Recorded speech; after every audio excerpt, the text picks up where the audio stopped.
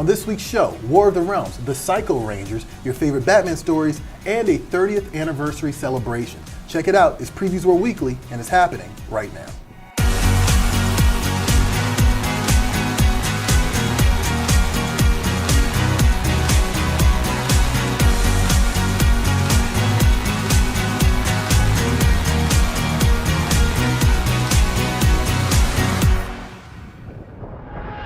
What's up, everybody? It's Wednesday. It's New Comic Book Day, which means it's time for Previews World Weekly. I am one of your hosts, Troy Jeffrey Allen. And I'm Thea, and of course we're here every week to remind you guys to stop at a local comic shop and get involved in what's happening in the world of comics. And I know that Shazam is coming out this Friday. Yep. And we've had some back and forth about this. But are you going to go see it? Yeah. Yeah. You're actually more into it than I am. Yeah. Right. I think that's probably true. Yeah. But it's, I think, the first DC thing that I'm like really excited about. Right, yeah. It looks like more my kind of superhero movie in that it's a lot more lighthearted. Yeah, right. And it definitely has a lot of comedic elements to it, so. Yeah, actually I'm getting that from a lot of people, like this idea that this is something to be very gung-ho about, which I guess is kind of normal, like especially this last string of movies. I mean, we keep saying they've gone grim dark for a while, but they've kind of stopped that around Wonder Woman. They've pulled it together. Yeah, so but at the same time I can understand why seeing something like Batman vs. Superman would be you'd be less enthusiastic for it, even though you want to see it, So, theoretically, I want to see it. Theoretically, but right. in practice, I know that I probably won't actually enjoy it as much as I would want to. Right, so yeah. I still actually haven't seen that. I'm not on the fence. I might take my time to go see it, but I'm not on the fence anymore. Like, I do want to see it. Like, I had to come around to the idea that it wasn't a golden age interpretation of the character. Yeah. Like I kind of wanted, I don't know, I think I wanted Dick Tracy in my, like the Warren Beatty movie in my head, like fair that type of movie. But it's 2019, Troy. It's 2019. Come on. I get it. I'm not the demographic, even, old nerds, we have to accept that sometimes, right?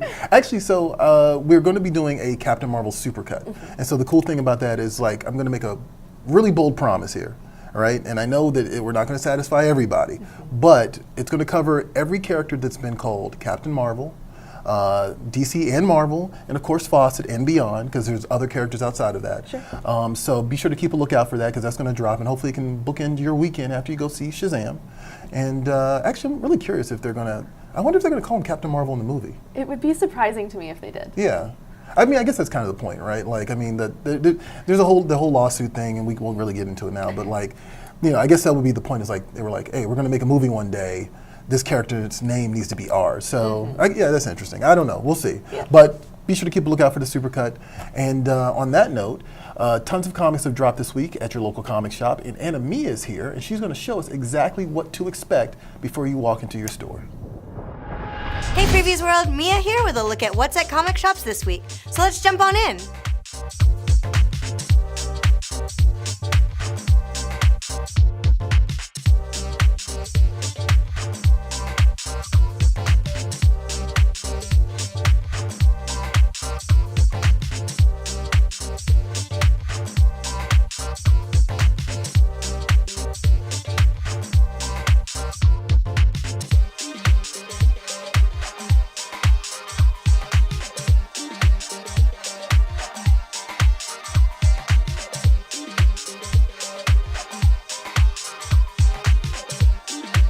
And we're just getting started. The world of comics has even more to offer, so stop at a shop already, and you might just find your new favorite thing. See ya! Thanks a lot, Mia, and of course that's just a taste of what is out there right now this week. If you want to see the full rundown, head on over to previewsworld.com/new releases to see what else is coming out.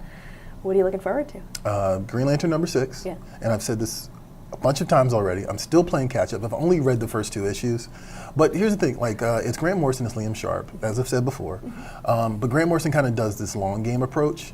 So I'm defending myself here. It's in my best interest to wait a couple of issues to kind of see where he's going with this. So I understand that. Yeah, Green Lantern #6. Yeah, but yeah, I've read the first 2 issues. It's a fun book. It's exactly what I wanted. It's exactly the type of story you would want from Grant Morrison. So no hard sell. Just definitely check it out. Cool. I can't really hard sell because I only read 2 issues. But Very soft sell. There you go. What are you looking forward to? $6 Million Man. Oh, okay, nice. Yeah. So we're already on to issue number 2. I didn't realize this was a thing, so I'm really excited about it. But yeah, bringing it back, we've got Christopher Hastings and David Hahn, and the classic time of when there was no internet, but there were cyborgs. Yeah, right. I remember those days. You're not that old. Right. Oh, man. So, yeah, we got Steve Austin, and he's heading to Japan to help out a secret agent with a mission and stuff. And just a really cool-looking storyline, classic $6 million man stuff. Yeah. Actually, I didn't really grow up on the $6 Million Man, Me but either. I've always liked the concept. Yes. Actually, I'm watching like the last season of Ash vs. Evil Dead. Oh, cool. And Lee Majors is actually in the show as his dad. Nice. So yeah, actually I'm gonna try to find the older episodes. Maybe I feel like it might be up my alley. So yeah. Just for funsies.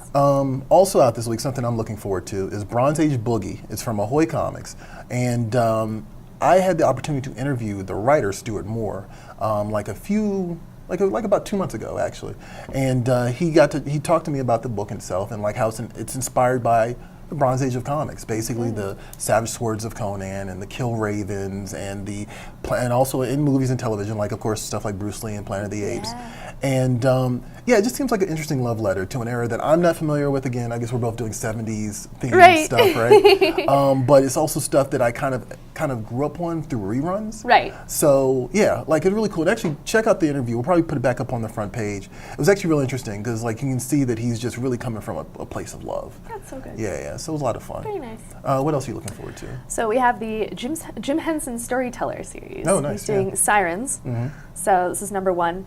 And this is going to be sort of like a look at some of the stuff that happened when he had the TV series. You're right, yeah, that's right. So this series is called Sirens, so it's not just the first issue called Sirens, and this is going to be a whole bunch of classic folklore about mermaids and that sort of thing. And the first issue is going to be the classic Polish folk tale, The Fisherman and the Mermaid. And both the writer and the artist are Polish, which I think is really cool. Nice. I can't pronounce their names. I'm very sorry. It's okay. I've tried, and I don't want to butcher them. So you pitched a book, so yeah.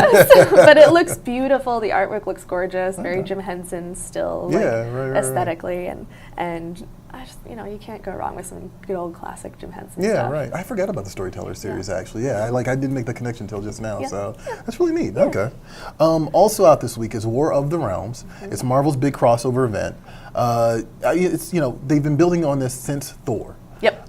Jason Aaron has been building on this for actually I want to say a couple of years now, because I think if I remember correctly, it extends beyond the current Thor series. It actually goes back a few years when he was doing the Saad Ribic series on top of that. So it's a long con, and I'm actually really into it because one of the things I have to say off the bat is the artwork is gorgeous. It's Russell Dodderman, and then on top of that, they put Art Adams on some of these covers, and it is just super clean, super gorgeous. Super gorgeous, just jubilant chaos. You know what I mean? I love that terminology. Right? I mean, that's really what it is. I mean, they're playing off the Rainbow Bridge thing, so there's a lot of colors, right? Yeah, but it's so awesome looking. So yeah, I'm hoping this one's actually going to be worth it.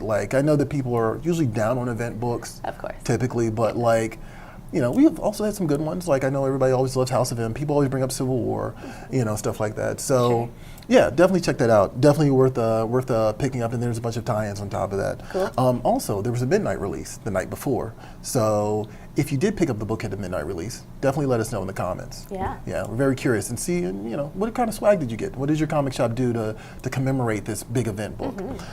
So on that note, we're going to kick it over to Thea, and she's going to go ahead and talk about some of the stuff in the news, and we're going to find out what's going on in the world of comics in the last 7 days and beyond.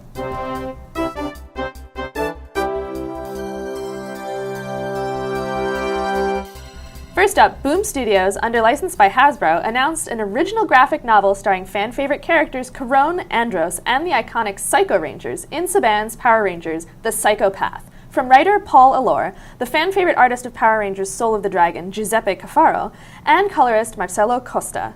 Currently, Power Rangers is celebrating over 25 continuous years on the air, making it one of the longest-running kids' live-action series in television history, with nearly 900 episodes aired to date.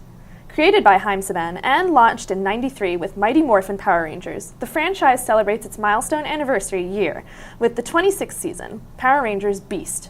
This epic original graphic novel story delves deep into the origins and motivations of the ultimate adversaries of the Power Rangers, the Psycho Rangers. They're faster, stronger, and smarter, but evil. Who brought these monstrous, twisted Rangers back, and why? And can Corone, the former Lost Galaxy Pink Ranger, and her brother Andros, the Red and Space Ranger, stop the Psychos before they bring the universe to its knees? Saban's Power Rangers The Psychopath will be available on October 9th. Next up, Image Comics' Bitterroot may have only hit comic shops 5 months ago, but it may soon be headed to the big screen.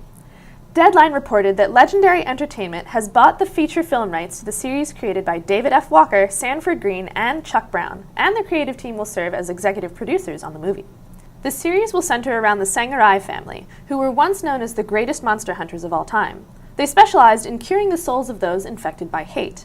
But those days are fading. A terrible tragedy has claimed most of the family, leaving the surviving cousins divided between desire to cure monsters or to kill them. Now, though, there's a new breed of monster loose on the streets of Harlem, and the Sangarai family must either come together or watch the human race fall to untold evil.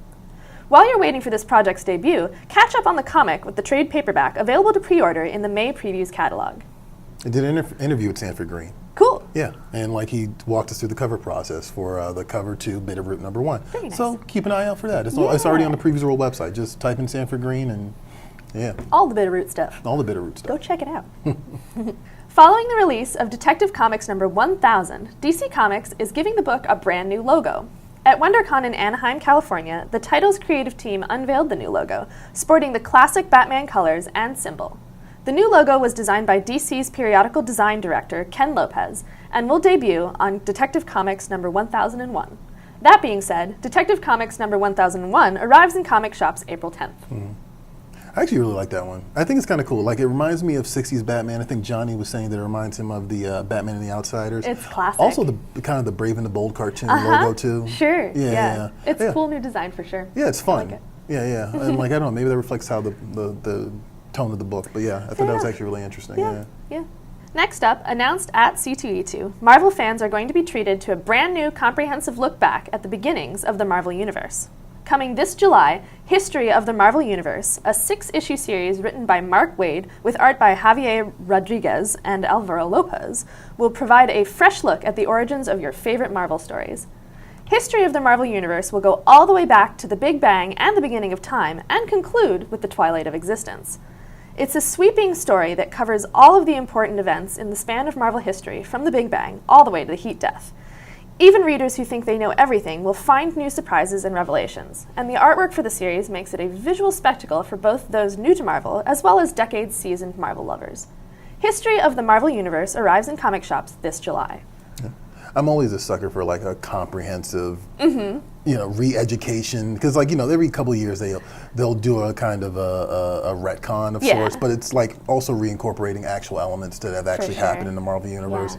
Yeah, this actually sounds like a lot of fun. And it does look gorgeous. It looks Again, great. The artwork, super beautiful. Yeah, that Silver Surfer image, like that was selected for a reason, because that's kind of like a really strong example of like all the type of artwork that's in the preview pages. You can actually see the rest of the preview pages on our website too, so definitely take a look. Yeah. For sure.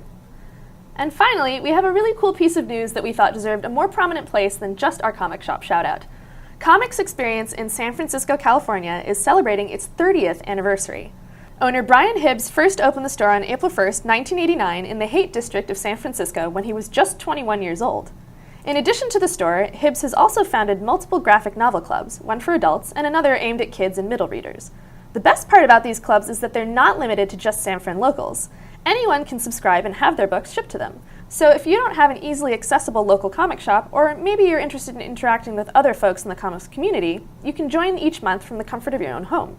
And of course, if you're in the San Francisco area, or you're planning on a trip there, go check out this amazing shop. Congratulations to Brian Hibbs and the staff of Comics Experience on their 30 years of retailer excellence, and here's looking forward to many, many more. Yeah. Super cool. That is very cool, actually. Like, we have the same birthday. Oh, yeah, that's actually a really good point. I forgot about that. Also, it was Thea's birthday this weekend, so be sure to say happy birthday in the comments. There you go. I'm old. But you're young at heart. There you go. There you go. Comics, I always say comics make you young. Keep you young. That's a really cool thing. And we're going to do we normally do our comic shop shout out, but like you said, we wanted to kind of get ahead of this. Yeah. And just point out, because a momentous huge. occasion. Like, yeah. 30 years. 30 years, yeah. And I mean, like, it's really cool. And so, like, we normally do the comic shop shout out thing. This is technically a comic shop shout out right now. But we normally do the comic shop shout out thing at the end of the show. So definitely stay tuned for pictures of Comics Experience at the end. And also, if you're in the Bay Area, be sure to go there. Also, visit their website, comicsexperience.com. I also wanted to point out that the embargo for in-game toys lifted over the weekend. So we actually have we got some early views of like some of the stuff in the movie. Spoiler alert, if you're like, I've seen the comments before, you guys get upset when we kind of like reveal stuff, even though it's in the trailer, but I get it, I understand. So here's a look at some of the stuff that's coming from Diamond Select Toys specifically. And one of the things that's not featured here is the Nebula, War Machine, and Captain America. But you can take a look at more of the toys from DST by visiting our website. And keep a lookout for that. All that stuff is going to be dropping in September 2019. That's a tentative date, so don't hold me to it. And speaking of toys, Natasha's here, and she's going to show us some of the stuff inside Preview's toy chest. Take a look. Hey Previews World! Here's this week's rundown of some of the toys, statues, and collectibles hitting store shelves for the first time. Let's take a look inside the Previews toy chest.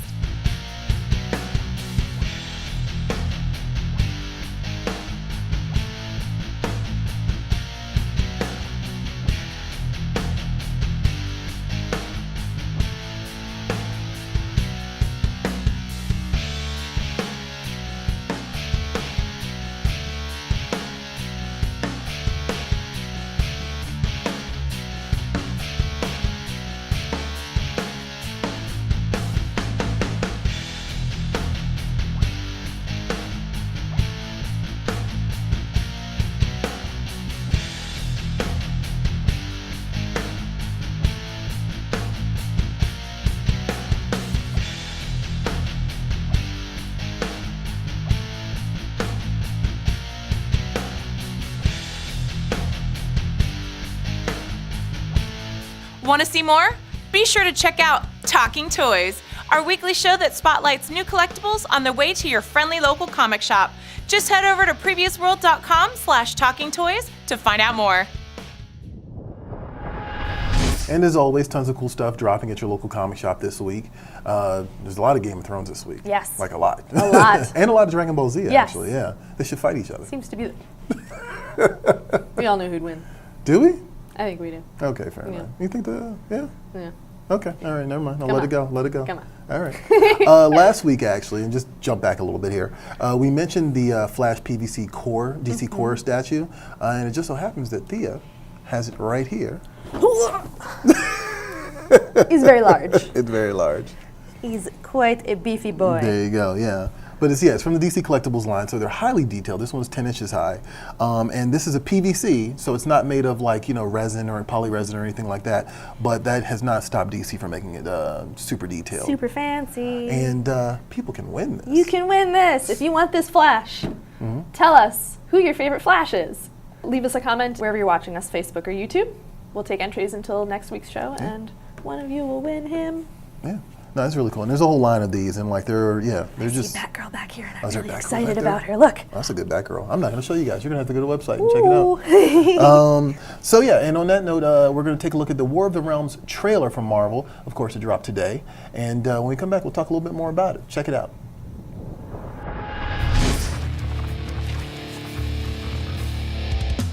Act 1 of War of the Realms is when the war, which has been raging through the other realms, comes here, comes to this realm, comes to Midtown Manhattan. Portal opens, all the worst bad guys from throughout those other realms show up here and start raising hell. And everybody has to respond to that. This is not just a Thor story at that point. This is an everybody's story. War of the Realms, no joke, is one of the biggest Marvel Universe events we've ever done. Now, after this story that Jason Aaron's been building for almost 3 years, the forces of Asgard, the evil forces of Asgard, led by the Dark Prith Malekith, are gonna pour across the Dark Rainbow Bridge and flood New York, flood the world, and this is going to be a truly international Marvel adventure. And the first part is where the war is going to begin. The first issue, War of the Realms, like the heroes put up a good fight, but immediately kind of see that things don't really go well for Earth and Earth's heroes. I think one of the most exciting things for me that you're going to see in the first act of War of the Realms is how the Marvel heroes divide and conquer. The teams that are formed, the characters who may not have worked together, teaming up, and you're going to be seeing characters, heroes and villains that we haven't seen in a very long time. Just when you think Marvel's forgotten about your favorite hero, they're going to be there. The McElroys are writing the Journey into Mystery miniseries, and they're, huge in the podcast world with their Adventure Zone podcast. And they've also got some experience writing comics, and they got a deep love for all things Marvel. So they've really come up with a fun, exciting story. Journey into Mystery, it's a standalone tie-in, it's its own story, but it's actually pretty key to the whole War of the Realms event. Thor's baby sister proves to be pretty critical to potentially being able to stop Malekith and his forces. Marvel's just one big tapestry. We've always said that this is a continuous, ongoing story, and that's what the fans love about what we do, and we're gonna give it to them in spades when it comes to War of the Realms. There have been storylines that are building in other books across the line, little hints we've been dropping, little Easter eggs that are coming together that you're gonna see. Part of the promise of War of the Realms was about taking fantasy elements and mixing them up with Marvel Universe elements. Our Marvel Universe superheroes start to incorporate some of those fantasy elements, and Russell did an awesome job designing and drawing all that stuff. And it's my first time ever writing Daredevil, but it's also a very different sort of Daredevil. He's having to play on a completely different level, and he's powered up in a very significant way. War of the Realms is truly one of the most beautiful comics I think we've ever produced. It's going to be the most beautiful thing you've ever seen put on paper.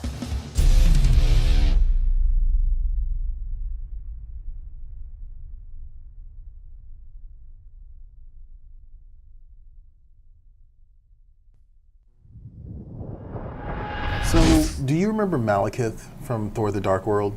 No. No, nobody does. He was the villain in the movie. He wasn't very memorable. However, yeah, Malekith. He was like the Dark Elf, basically. He was played by the former Doctor Who guy. I can't remember his name. There you go. Johnny knows. But it's not. He's not. It wasn't a very memorable villain, but he is actually a really good villain, a great villain in the comics. One of the reasons they adapted the character to film was because he was he was a formidable foe for Thor. So he's actually the focus of War of the Realms. Cool. And so if you're, I say all that to say, if you're not really familiar with this concept and what it is going into it, there you go. That's kind of like the base for this. He's barreling down on all of the 9 realms. He's making his way to Earth, and of course Earth is guarded by the Avengers, the Fantastic Four, the X-Men, all of them. Yeah. So it encompasses everybody. Cool. So War of the Realms. Yeah. All right. Yeah, so definitely check it out. Like I said, it looks cool. And I could just gawk at that Russell Dodderman artwork forever. Yes. So now we're going to go ahead and take a look at the social swamp. Last week, we asked you guys, what was your favorite Batman story? And one of you was going to win the 80 Years of Batman hardcover from DC Comics because it was his birthday last week. That's true. Look at that. See, there you go.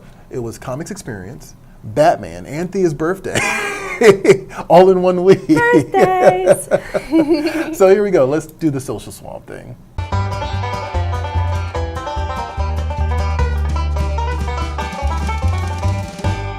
So yeah, we have a few choice responses that we pulled from you guys telling us what your favorite Batman story is. First up, we have V, who wrote that Jurgen's Batmite is their favorite. I love the dialogue between him and Batman where he's telling Batman to explain his anger issues and to consider therapy. Pretty solid. Valid.